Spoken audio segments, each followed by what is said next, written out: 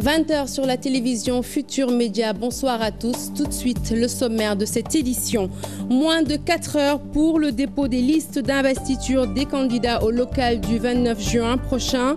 À la sous-préfecture de Dakar, ce n'est pas encore le grand rush. Plus de détails avec Ibrahim Khan qui nous fera le point sur place tout à l'heure.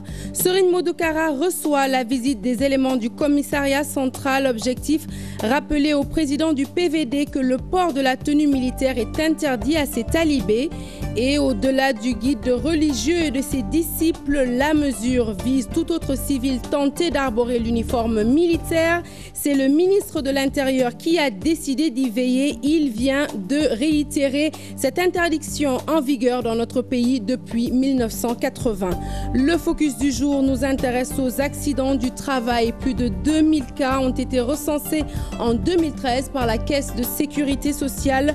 Les plus exposés restent les travailleurs qui évoluent dans le secteur des BTP et ceux qui s'adonnent à une activité manuelle. Voilà pour le sommaire. Le développement, c'est tout de suite.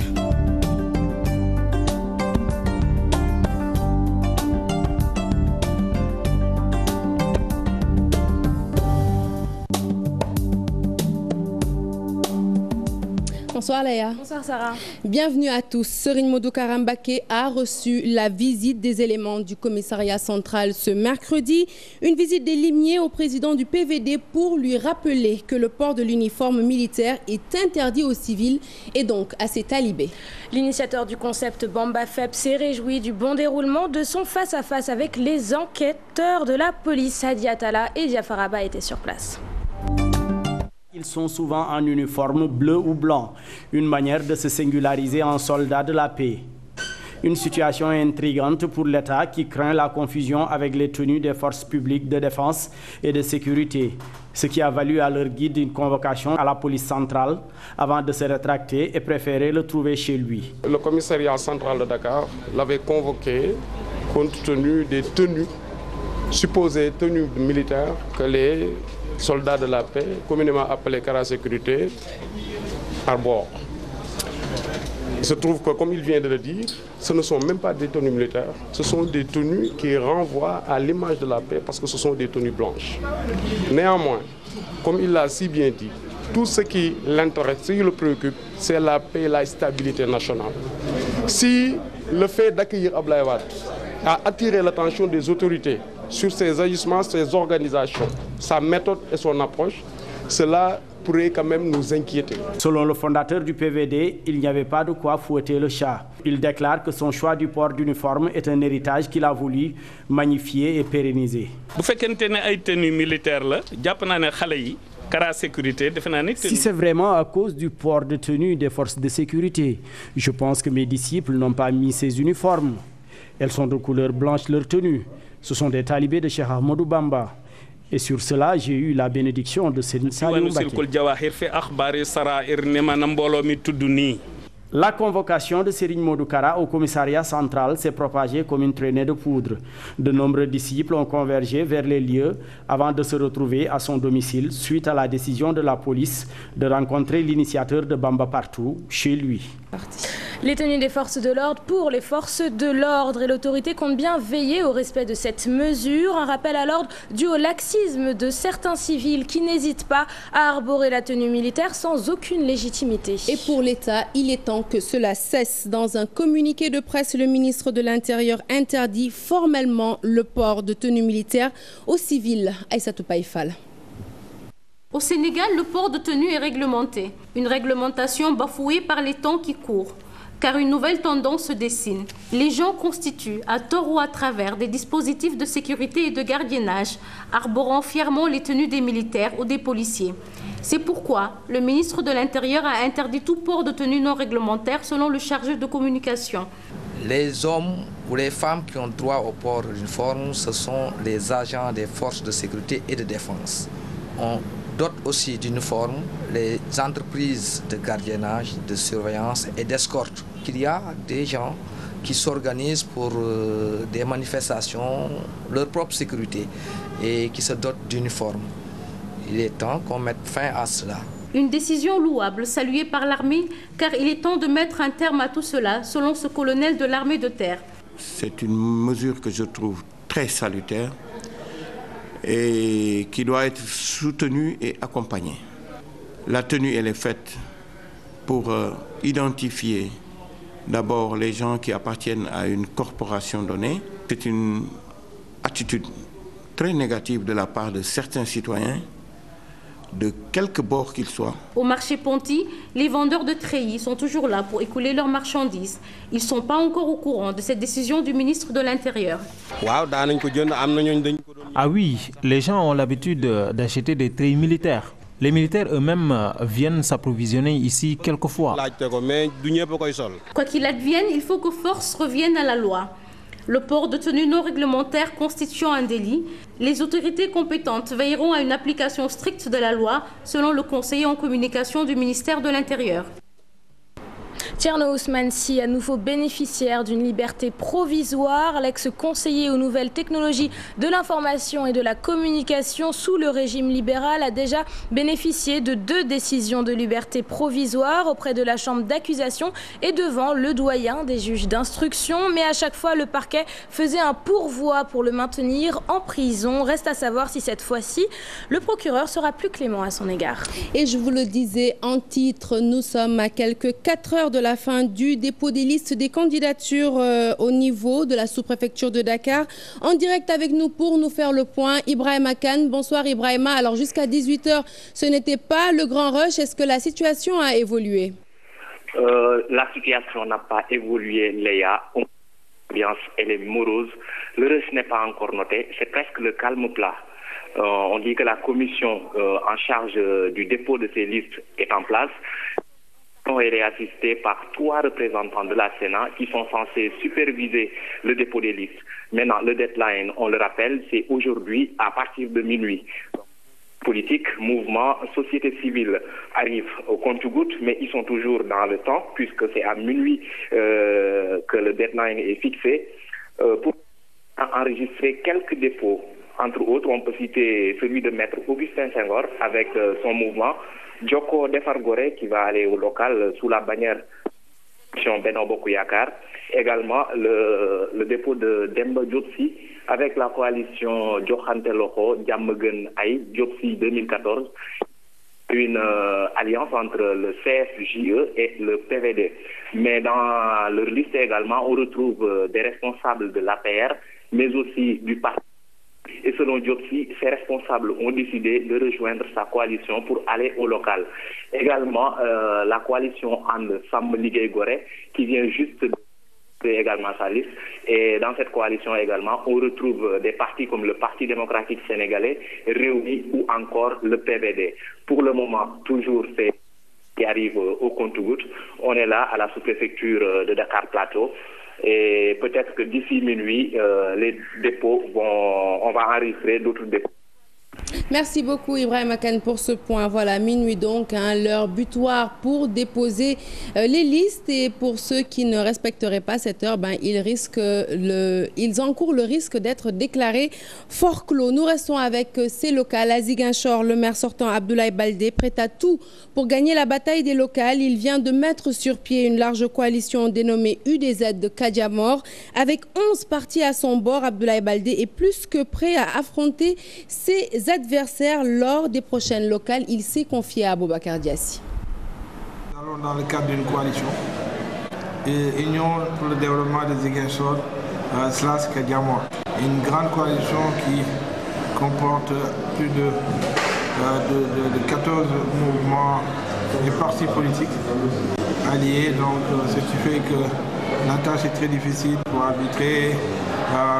Nous sommes déjà un grand parti au niveau des Ziguinchor dans le cadre de notre coalition, notre formation qui s'appelle l'Union centrale du Sénégal est un parti très grand au niveau des Ziguinchor.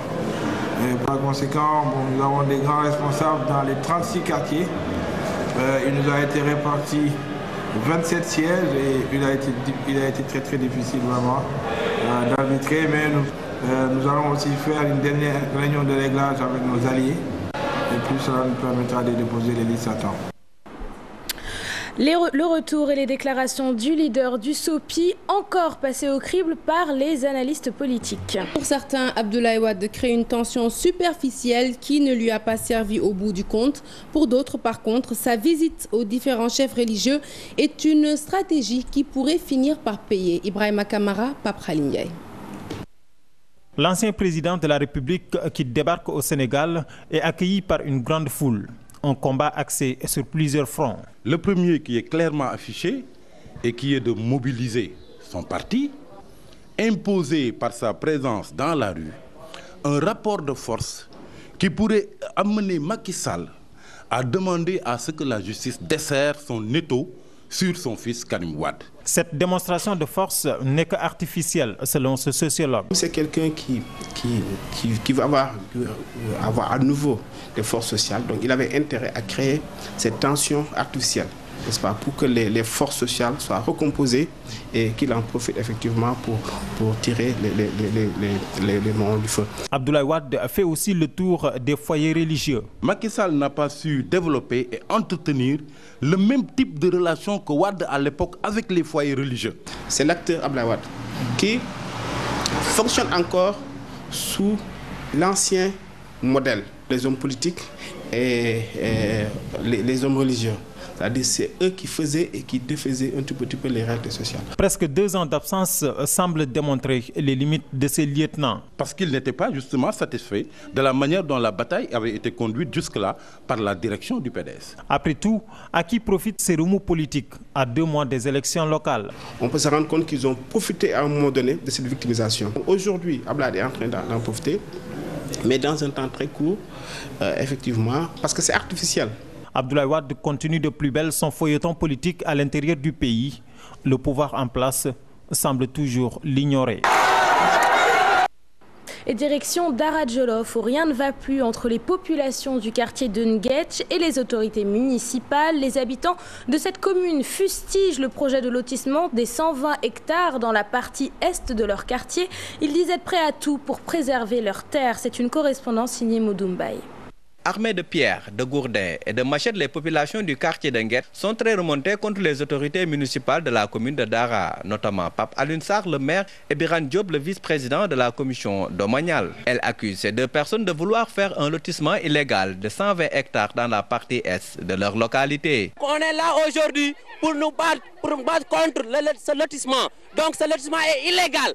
L'équipe municipale qui est là aujourd'hui, dirigée par Pape Sarr, la commission domaniale dirigée par Birane Diop, il est là pour nous contredire, pour nous faire lotisser ces terres qui sont inadmissibles. Ils sont là pour contredire les faits qui étaient là jusqu'à présent.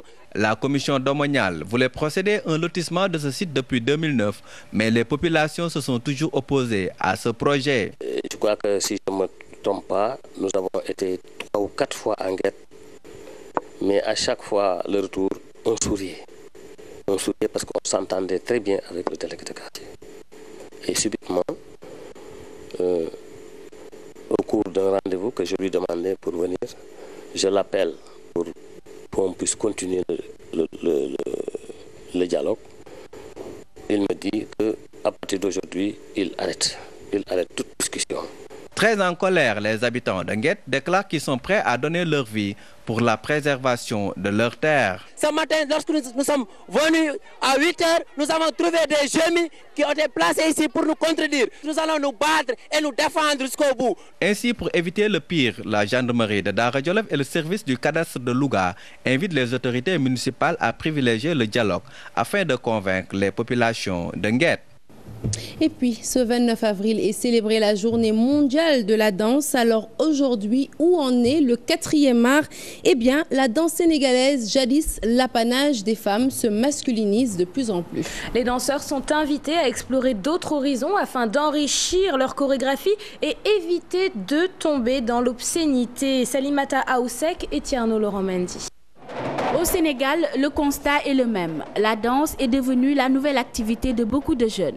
Le 4e art est aujourd'hui plus proche de la dépravation des mœurs selon ce vieux. Maintenant, c'est du n'importe quoi. Les mœurs se sont dégradées, les familles n'ont plus le temps d'éduquer leurs enfants comme il faut. C'est à cause de tout ça que ça se passe, quoi. Mais attention, Il y a beaucoup de façons de danse, seulement elles sont inconnues du public sénégalais, de l'avis de ce chorégraphe. Quand on parle de la danse, c'est une expression corporelle. La danse, c'est une activité mimo-gestuelle en contexte. C'est que tu as quelque chose à expliquer quand tu danses. Mais par exemple, il y a quelqu'un qui dit, je ne sais plus c'est qui, mais genre, montre-moi comment tu danses, je te dirai à quoi tu penses. C'est juste ça. Et après, mais pour moi, les vraies questions, c'est comment amener la danse à ce qu'elle soit plus disciplinée, au fait. Le chômage chez les hommes expliquerait leur présence massive sur la scène, soutient cette dame. Les hommes dans la danse, à cause du manque d'emploi seulement, vraiment. Oui, et la grande médiatisation aussi de la danse. Ça dépend des danses aussi, parce on peut améliorer la danse, d'après ce que j'ai vu. La danse était très noble. Nos aïeuls le faisaient avec une discipline notoire. La responsabilité de l'État est dégagée. D'autres, par contre, estiment que le monde a évolué. C'est très joli même. C'est très joli même. S'il ne le plaît pas, il change ton scène.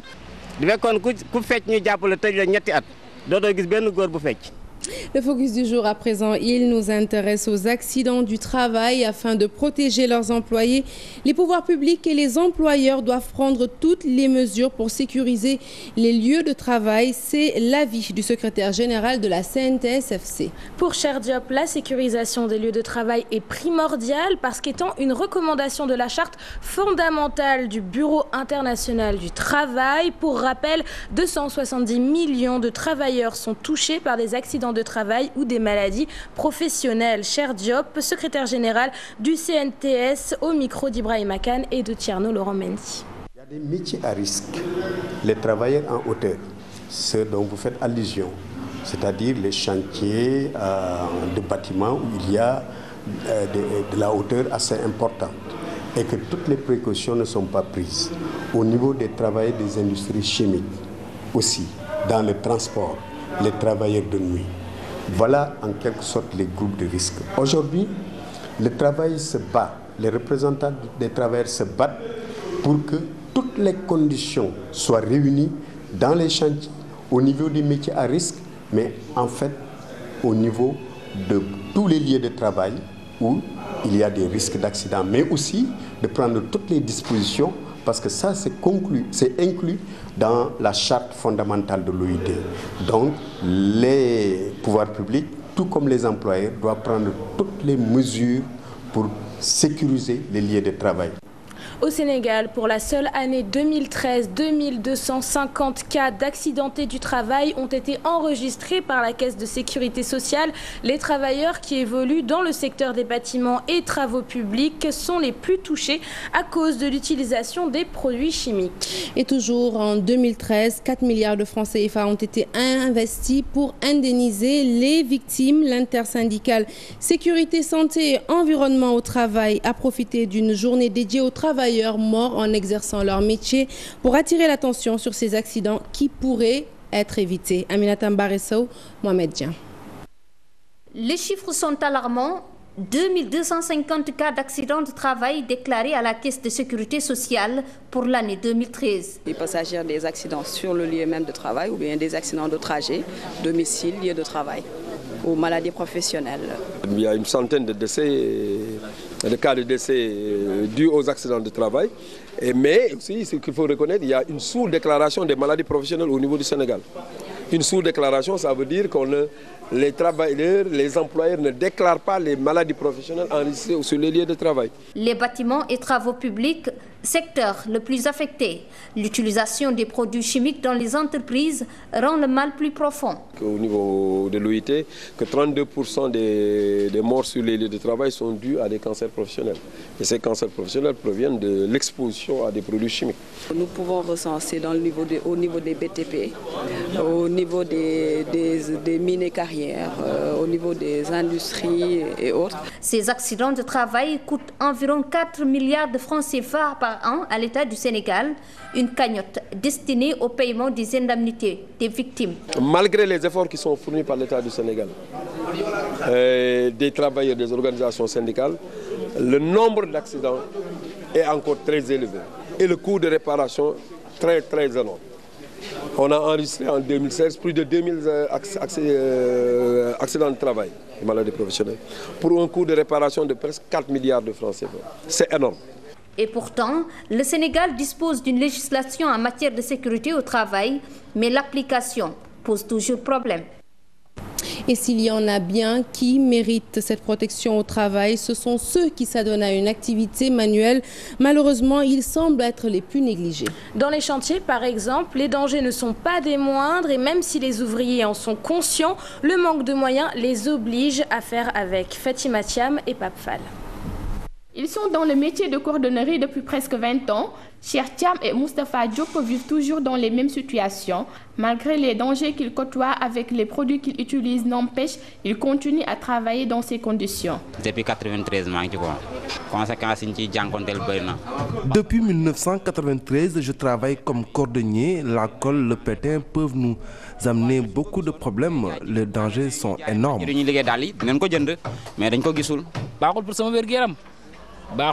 Si je suis malade, je me soigne tout seul, mais on connaît les risques du métier et on vit avec.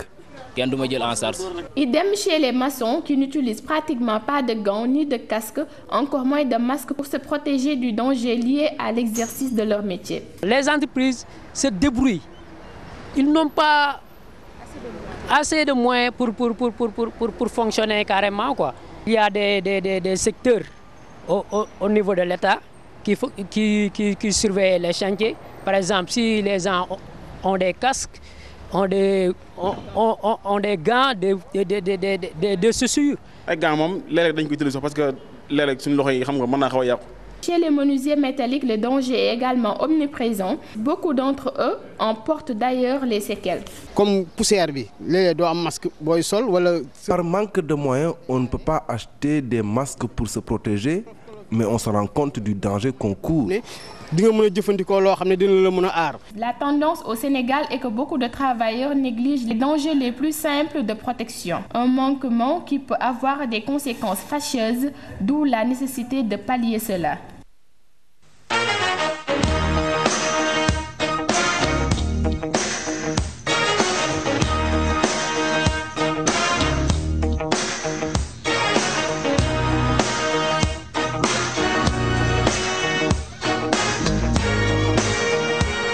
La page des sports que nous ouvrons avec du basket. Invité de l'émission Sport à la Une sur la TFM, le basketteur Gorgui Sy Dieng a fait part de son vœu de participer à la Coupe du Monde. Le joueur de Minnesota a affirmé qu'il a pris cette décision seul, sans l'influence de personne.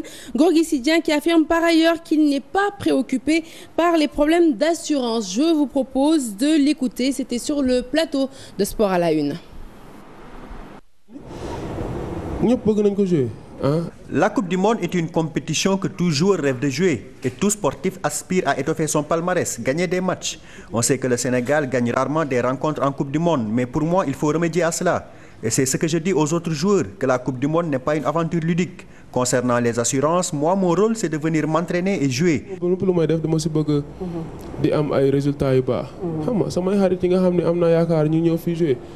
Maintenant, il appartient aux autres qui règlent les problèmes administratifs d'accomplir le leur. Si yeneen di liggéey seen liggéey ñoom xam nañ seen liggéey nañ ko def man du ma wax kenn liggéeyam mais sama liggéey du ma xaar kenn mu wax ma ko. La Mauritanie termine 4e au tournoi international de rugby à 7 à Dakar. Pour l'entraîneur Jean-Marie Robert, le niveau de la compétition qui regroupait 6 équipes était bon, même s'il espère une autre sous-régionale. Au micro de nos reporters, il évoque la prestation de ses protégés et le niveau actuel du rugby au pays. Cher Sadibou Diarra. Un peu de progrès, mais comme on a pu le voir face à l'équipe du Sénégal, on a encore beaucoup de progrès à faire. On a une équipe de jeunes joueurs qui ne sont pas forcément expérimentés et qui sûrement manquent de compétition. Le niveau est bon. L'année dernière, nous avions joué une équipe du Sénégal qu'on avait accrochée, mais pas dans les mêmes conditions. Là, j'ai trouvé que les joueurs étaient bien meilleurs au niveau de leur préparation. Peut-être faire un tournoi un peu plus étoffé, genre Seven, qui serait le Seven de l'Afrique de l'Ouest. Et cette année, on a franchi un palier avec la création des clubs à Kaïdi et à Nouadhibou. avec les 2 clubs de Nouakchott. On espère déjà avoir une base solide et puis l'année prochaine, pourquoi pas avoir 2 clubs de plus. Et le ballon rond pour clôturer cette page des sports. Pour les férus de foot, restez bien calés dans vos canapés. Les demi-finales, retour de la Ligue des Champions, débutent ce mardi avec l'affiche Bayern de Munich-Real de Madrid après leur victoire 1-0 à l'aller. Les Espagnols du Real Madrid sont en ballottage favorable. La deuxième demi-finale se tiendra demain entre Chelsea et l'Atlético de Madrid. Cette édition est à présent terminée. Merci de l'avoir suivi. À 20h45, vous aurez Haj Moustapha Gueye et Mati pour l'œil du tigre. À 0h, Chertidiane Diao pour le flash. Et puis l'info qui continue sur votre site www.gfm.sn. Merci Léa. Merci Sarah. Merci à tous et agréable soirée sur cette antenne. À demain.